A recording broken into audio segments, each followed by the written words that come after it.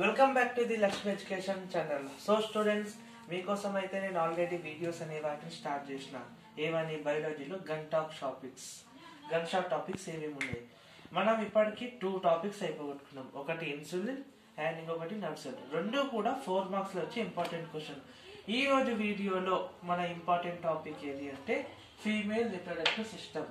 Actual గా male reproductive system and female reproductive system రెండు topics అనేవి కూడా ఇంపార్టెంటే. రెండిట్లో ఏదో ఒకటైతే 4 మార్క్స్ లో వచ్చే ఛాన్సెస్ అనేటివి చాలా ఉన్నాయి. So male reproductive system and female. So మనం first female reproductive system complete చేసుకుందాం. దెన్ నెక్స్ట్ వీడియోలో మనం మేల్ రిప్రొడక్టివ్ సిస్టమ్ కంప్లీట్ చేసుకుందాం. ఓకేనా? ఈ రోజు మన టాపిక్ వచ్చేసి ఫీమేల్ రిప్రొడక్టివ్ సిస్టమ్. వాడు మీకు క్వశ్చన్ ఏ విధంగా అడగొచ్చు, సింపుల్. ఏమని? Draw and explain the parts of female reproductive system. Female reproductive system అనే దాన్ని డ్రా చేసి వాటి యొక్క పార్ట్స్ ని బ్రీఫ్ గా ఎక్స్ప్లెయిన్ చేయండి. మీకు ఏం తెలుసో షార్ట్ గా 2 లైన్స్ లో ఎక్స్ప్లెయిన్ చేయమండి అని చెప్పి 4 మార్క్స్ లో అడగొచ్చు. లేదా 2 మార్క్స్ లో జస్ట్ ఫీమేల్ రిప్రొడక్టివ్ సిస్టమ్ అనే దాన్ని డ్రా చేసి పార్ట్స్ మెన్షన్ చేయండి. ఒకటి 2 మార్క్స్ లో డయాగ్రామ్ అడిగి పార్ట్స్ మెన్షన్ చేయమని అడగొచ్చు. 4 మార్క్స్ లో డయాగ్రామ్ డ్రా చేసి స్ట్రక్చర్ ని బ్రీఫ్ ఎక్స్ప్లెయిన్ చేయమని చెప్పొచ్చు. రెండింటిలో ఏదో ఒక టైప్ క్వశ్చన్ అడుగుతాడు. 2 మార్క్స్ ఆర్ 4 మార్క్స్. ఓకేనా? స్టార్ట్ చేసేద్దామా? ఓకే. యాక్చువల్ గా ఫీమేల్ రిప్రొడక్టివ్ సిస్టమ్ లో 4 పార్ట్స్ అనేవి ఉంటాయి. 4 పార్ట్స్ అనేవి ఇంపార్టెంట్ అనమాట. ఏంటివి? ఫస్ట్ పార్ట్ ఏది అంటే ఓవరీస్. ఇక్కడొకటి రెండు ఉంటాయి, pair of ovaries. Second part ఏది అంటే ఫాలోపియన్ ట్యూబ్స్. ఈ ఓవరీస్ కి కనెక్టెడ్ అయి ఉంటాయి ఫాలోపియన్ ట్యూబ్స్. థర్డ్ పార్ట్ ఏది అంటే ఈ యూటెరస్. అండ్ ఫోర్త్ పార్ట్ ఏంటంటే వెజినా. సో 4 పార్ట్స్ అనేటివి ఫీమేల్ రిప్రొడక్టివ్ సిస్టమ్ లో important. One is ovaries, pair of ovaries. Second is fallopian tubes. Third one is uterus and fourth one is vagina. So 4 parts important. ఇప్పుడు each part ని explain చేసుకుందాం. అసలు ovaries ఎక్కడ ఉంటాయి, fallopian tubes ఎక్కడ ఉంటాయి, అసలు యూటెరస్ ఎక్కడ ఉంటుంది, అసలు ఇవి ఏం చేస్తాయి. ఓకేనా? First ovaries. యాక్చువల్ గా మనకు ఒక బాల్ అనేది ఉంటుంది, ఒక ప్యాకెట్ ఉంటుంది కదా ఇట్లా ఈ ఫామ్ లో. సో ఓవరీస్ అనేటివి కూడా మనకి ఏమై ఉంటాయి, ఈ ఒక ప్యాకెట్ ఫామ్ లో ఉంటాయి. సో మొత్తం ఫీమేల్ రిప్రొడక్టివ్ సిస్టమ్ లో 2 ఓవరీస్ ఉంటాయి. ఇక్కడ ఒకటి, రైట్ సైడ్ ఒకటి, లెఫ్ట్ సైడ్ ఒకటి. అండ్ ఈ ఓవరీస్ ఎక్కడ ఉంటాయి?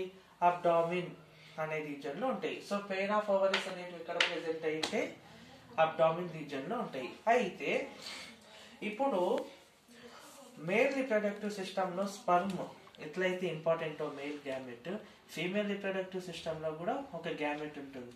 దాన్నే మనం ఏమని అంటాము? ఓవమ్ అని అంటాము. సింగిల్ ఉంటే రిప్రొడక్టివ్ సిస్టమ్ లో కూడా ఒక గ్యామెట్ అనేది ఉంటుంది. దాన్నే మనం ఏమని అంటాం? ఓవమ్ అని అంటాం. ఒకవేళ ప్లూరల్ ఫామ్ లో అయితే ఓవా అంటాం, సింగులర్ అయితే ఓవమ్ అని అంటాం. యాక్చువల్ గా ఈ ఓవమ్ ఎక్కడ డెవలప్ అవుతుంది అంటే ఓవరీస్. ఈ బ్యాగ్ లైక్ స్ట్రక్చర్స్ ఉన్నాయి కదా, ఈ ఓవరీస్ లోనే డెవలప్ అవుతాయి అనమాట. ఈ ఓవరీస్ లో కూడా ఒక స్ట్రక్చర్ లో డెవలప్ అవుతుంది. ఆ స్ట్రక్చర్ ని ఏమని అంటాం? ఫాలికల్ అని అంటాం. FOLLICLE. ఈ యొక్క స్పెల్లింగ్ అనేది ఇంపార్టెంట్, నోట్ డౌన్ చేసుకోండి. అయితే ఈ 2 ఓవరీస్ ఏవైతే ఉన్నాయో ఈ పెయిర్ ఆఫ్ ఓవరీస్ లోపలనే మనకు ఓవమ్ అనేది ప్రొడ్యూస్ అవుతుంది. ఆ ఓవమ్ అనేది జనరేట్ అవుతుంది అనమాట, ఫీమేల్ గ్యామెట్. ఆ ఓవమ్ ఎందులో జనరేట్ అవుతుంది? ఒక సెల్ లైక్ స్ట్రక్చర్ అనమాట. ఒక సెల్ ఏదైతే ఉంటుందో ఒక పర్టికులర్ స్ట్రక్చర్ లో ఓవమ్ అనేది డెవలప్ అవుతుంది. ఆ స్ట్రక్చర్ నే మనం ఏమని అంటాము? ఫాలికల్ అని అంటాం. దానికి ఇంకో పేరు కూడా ఉంది, another name, that is గ్రాఫియన్ follicles. ఓకేనా? అయితే ఒక ఓవమ్ ఒక స్ట్రక్చర్ లో డెవలప్ అవుతుంది, దాన్ని ఫాలికల్ అంటాం. అట్లా ఓవమ్స్ అనేవి ఫాలికల్ అనే ఒక స్ట్రక్చర్ లో డెవలప్ అవుతుంది. అవి ఎందులో డెవలప్ అవుతాయి? ఓవరీస్ లో. సో ఓవమ్ అనేది ఒక స్ట్రక్చర్ లో డెవలప్ అవుతుంది, దాన్ని మనం ఏమని అంటాం? ఫోలికల్ అంటాం. ఆ ఫోలికల్ ఎక్కడ జనరేట్ అవుతాయి? ఓవరీస్. ఓవరీ లోపల ఫాలికల్ అనే స్ట్రక్చర్ లోపల ఓవమ్ అనేది జనరేట్ అవుతుంది. ఓకేనా? అయితే ఎప్పుడైతే ఓవమ్ అనేది జనరేట్ అయ్యి గ్రో అవుతుందో, ఈ ఫాలికల్ అనే ఒక స్ట్రక్చర్ ఇట్లా మెల్లమెల్లగా ఇంక్రీజ్ అవుతుందో, ఒకనొక టైంలో ఏమవుతుంది అంటే ఆ స్ట్రక్చర్ పేలిపోయి ఫాలికల్ అనేది ఇట్లా బ్లాస్ట్ అయిపోయి లోపల ఉన్న ఓవమ్ అంతా కూడా ఓవరీలోకి వచ్చేస్తుంది అనమాట. ఓకేనా? సో ఈ విధంగా ఓవమ్ అనేది ఓవరీలో జనరేట్ అయ్యి ఓవరీ లోపలికి వచ్చేస్తుంది. ఓకేనా? అయిపోయింది. తర్వాత ఇక్కడ బాగా అబ్జర్వ్ చేయండి, ఈ యొక్క ఓవరీకి ఈ యొక్క యూటరస్ కి, ఈ పార్ట్ ని యూటరస్ అంటాం, ఇది ఓవరీస్ అంటాం. ఈ రెండింటిని ఒక ట్యూబ్ అనేది కనెక్ట్ చేస్తుంది. దీన్నే మనం ఏమని అంటాం, ఫాలోపియన్ ట్యూబ్ అని అంటాం. సేమ్ పేర్ ఆఫ్ ఓవరీస్ లాగా రైట్ సైడ్ లెఫ్ట్ సైడ్ రెండు సైడ్స్ ట్యూబ్స్ కనెక్ట్ అయి ఉంటాయి. వీటిని మనం ఏమని అంటాము, ఫాలోపియన్ ట్యూబ్స్ అని అంటాము. ఓకేనా. అయితే ఎప్పుడైతే ఓవం అనేది ఓవరీస్ లో రిలీజ్ అయిపోతుందో, ఫాలోపియన్ ఫాలికల్ అనే స్ట్రక్చర్ బ్లాస్ట్ అయినాక, ఆ ఓవం అనేది ఫాలోపియన్ ట్యూబ్ లోకి ఎంటర్ అయ్యి ఫ్లో అవుతూ ఉంటుంది అనమాట. ఓకేనా. అండ్ ఈ విధంగా ఎప్పుడైతే ఆ యొక్క ఓవం ఫాలోపియన్ ట్యూబ్ లోకి ఎంటర్ అవుతుందో, ఆల్రెడీ స్పర్మ్ అనేది ఇక్కడ వచ్చేసి ఉంటుంది.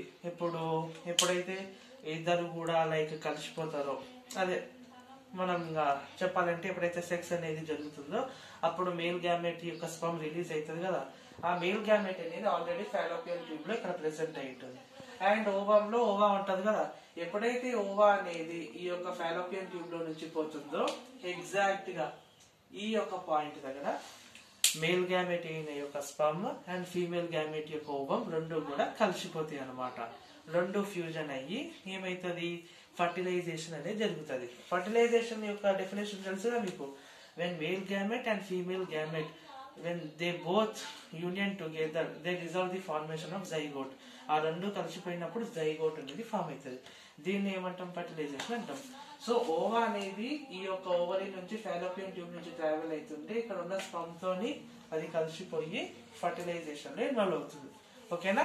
So second part Fallopian tube ఏం చేస్తుంది, ఫర్టిలైజేషన్ జరగడానికి ఒక ప్లేస్ ని ఇస్తుంది. ఇది సెకండ్ పార్ట్ ఫాలోపియన్ ట్యూబ్ అయిపోయింది. అయితే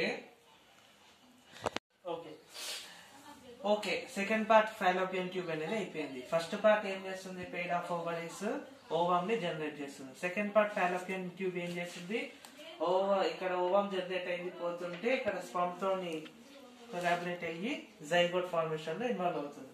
2 పార్ట్స్ అయిపోయినాయి. ఇప్పుడు third part, most important part, ఏది యూటరస్ అనమాట. ఈ పోర్షన్ లో ఉంటుంది. ఓకేనా.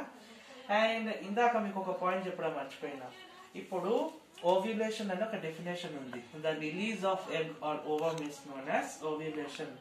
ఇప్పుడు మేల్ రిప్రొడక్టివ్ సిస్టమ్ లో స్పర్మ్ రిలీజ్ చేయడం ఏమని అంటాం, ఎజాకులేషన్ అంటాం.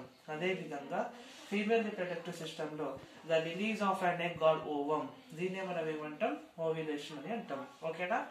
సో మనకు స్పర్మ్ అండ్ ఓవమ్ ఎక్కడ కలుస్తాయి, ఫాలోపియన్ ట్యూబ్ లోనే కలుస్తాయి కదా, అక్కడనే జైగోట్ ఫార్మేషన్ జరుగుతుంది.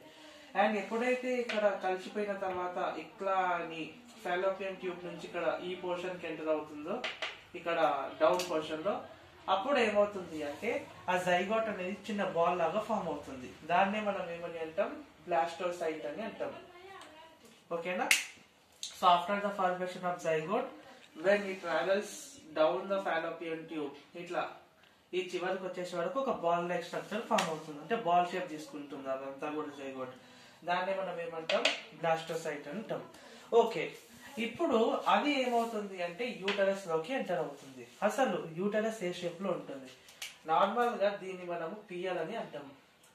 అంటే గ్రీన్ యాపిల్ ఉంటుంది కదా, సో గ్రీన్ యాపిల్ ఏ స్ట్రక్చర్ లో ఉంటుందో యూటరస్ కూడా అదే స్ట్రక్చర్ లో ఉంటుంది, కాకపోతే ఉల్టా ఉంటుంది.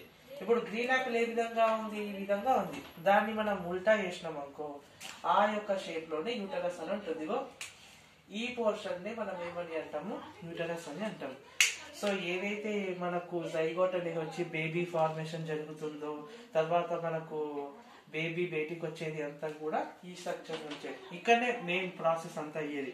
బేబీ ఫార్మేషన్ కానీ తర్వాత బేబీ వచ్చేది కూడా, దాన్ని ఏమని అంటాం, యూటరస్ అని అంటాం. అదే షేప్ లో ఉంటుంది, ఇన్వర్టెడ్ పేర్ షేప్ లో ఉంటుంది. అయితే యూటరస్ కి అవుటర్ స్ట్రక్చర్ ఉంటుంది, ఇన్నర్ స్ట్రక్చర్ ఉంటుంది. ఇది యూటరస్ అనుకున్నాం. ఇన్నర్ యొక్క వాల్ ఏదైతే ఉంటుందో దీన్నే మనం ఏమని అంటామో, ఎండోమెట్రియం అని అంటాం, ఇన్నర్ వాల్. ఓకేనా. ఇప్పుడు ఇదంతా యూటరస్ స్ట్రక్చర్, ఇది బయట పోర్షన్, ఇది లోపల పోర్షన్. ఇప్పుడు లోపల పోర్షన్ ఉంటుందిగా, ఆ యొక్క లోపలంతా కూడా ఉండే యొక్క వాల్, దాన్ని ఏమంటాం, ఎండోమెట్రియం అని అంటాం. ఓకేనా. ఇది థర్డ్ పార్ట్. ఓకే, ఇదంతా అయిపోయింది. 3 పార్ట్స్ అయిపోయినాయి. ఫోర్త్ పార్ట్, వెజినా ఏం చేస్తుంది, నథింగ్ బట్ ఎప్పుడైతే మేల్ అండ్ ఫీమేల్ ఇద్దరు కూడా కోఆర్డినేషన్ లో ఇన్వాల్వ్ అవుతారో, అంటే లైక్ సెక్స్ లో ఇన్వాల్వ్ అవుతారో అప్పుడు ఏమవుతుంది అంటే మన యొక్క మేల్ రిప్రొడక్టివ్ పెనిస్ అనేది ఈ యొక్క వెజినాలోకి ఎంటర్ అవుతుంది. అంటే త్రూ ఇందులో నుంచే లైక్ స్పర్మ్ అనేది ట్రావెల్ చేయడం జరుగుతుంది. సో ఇవి 4 పార్ట్స్ అన్నమాట. ఓకేనా? ఒకటి పెయిర్ ఆఫ్ ఓవరీస్, ఎక్కడైతే ఓవం జనరేట్ అవుతుంది. సెకండ్ పార్ట్ ఫాలోపియన్ ట్యూబ్, ఎక్కడైతే ఓవం స్పర్మ్ తో కలిసి జైగోట్ ఫార్మేషన్ జరుగుతుంది. థర్డ్ పార్ట్ యూటరస్, ఇక్కడనే ఏమవుతుంది అంటే మొత్తం అదంతా కూడా బేబీ ఫార్మేషన్, తర్వాత ఆపరేషన్ కండక్ట్ అయ్యి బేబీ రావడం ఇక్కడనే జరుగుతుంది అనమాట. ఓకే, యూటరస్ ని ఇంకొద్దిగా 2 పాయింట్స్ డీటెయిల్ ఎక్స్ప్లెయిన్ చేస్తా. మీకు ఎక్స్ట్రా మార్క్స్ ఇస్తాడు.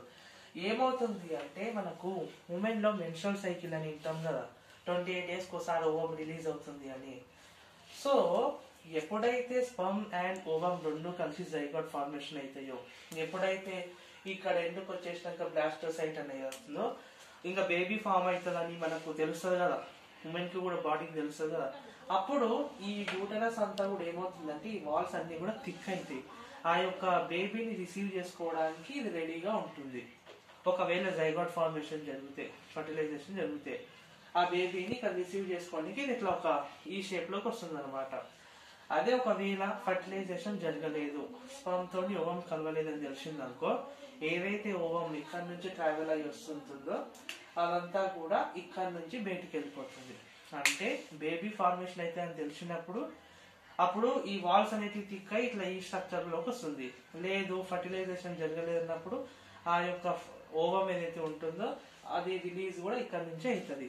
Okay, second case baby form అయింది అనుకుందాం. ఆ బేబీ ఫామ్ అయిన తర్వాత ఏదైతే వేస్ట్ ప్రొడక్ట్ ఉంటుందో అదంతా కూడా ఈ పోర్షన్ లో నుంచి వస్తుంది అనమాట. ఓకేనా? ఇది 2 points.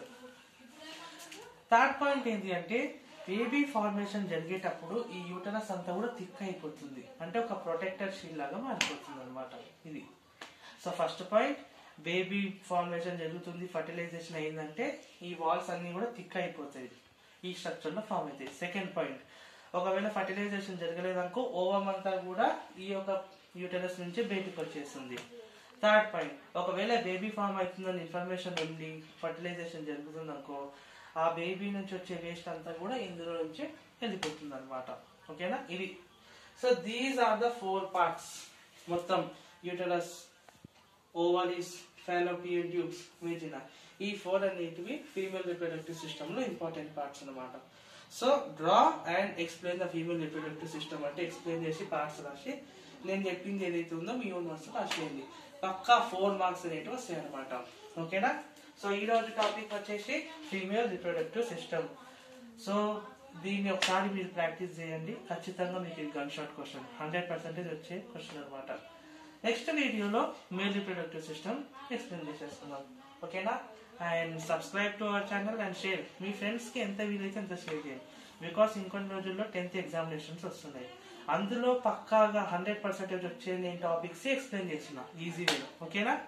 So that's it for today. We can continue for another video.